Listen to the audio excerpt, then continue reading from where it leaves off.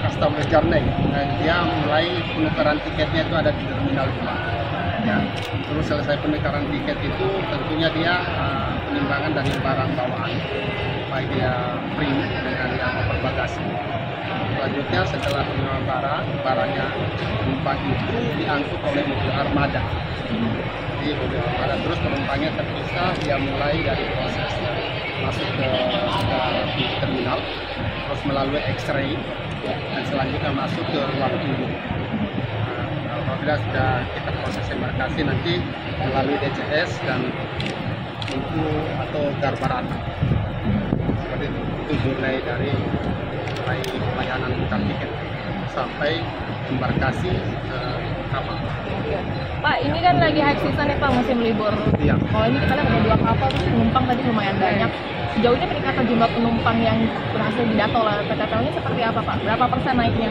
Iya, sekitar kenaikan penumpang itu ya, jumlah penumpangnya 141%. Memang secara signifikan. Karena memang adalah program stimulus yang kita lakukan yang dari Kementerian Perhubungan tentunya.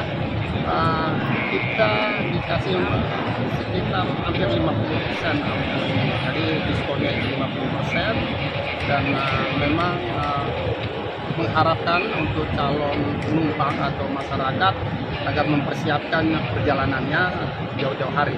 Makanya program seperti ini mengundang antusias masyarakat untuk pemesanan atau observasi daripada tiket itu jauh-jauh hari. Ada tambahan kapal Pak kira-kira? Untuk tambahan kapal sementara ini tidak, karena musim lebaran ini kita sudah kapal-kapal yang beroperasi seperti kita tentunya telah selesai melaksanakan docking.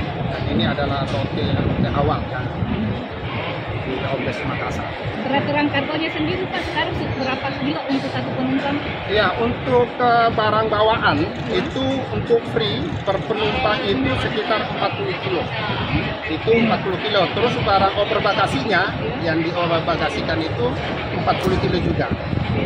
Ya, jadi free ya, free 40, overbagasi 40. Kelebihannya itu tentunya nanti diarahkan ke red tag.